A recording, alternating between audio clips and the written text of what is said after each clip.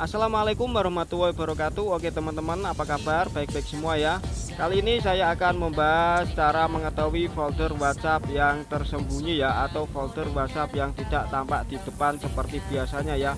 Di sini biasanya ada folder WhatsApp-nya sudah tertampak. Bagi kalian yang sudah mengupdate untuk WhatsApp versi terbarunya, kalian nggak bisa melihat foldernya yang seperti biasanya di depan ya. Kali ini untuk foldernya sudah dipindahkan masuk ke Android sini ya, saya ulangi lagi, masuk ke folder Android ini ya.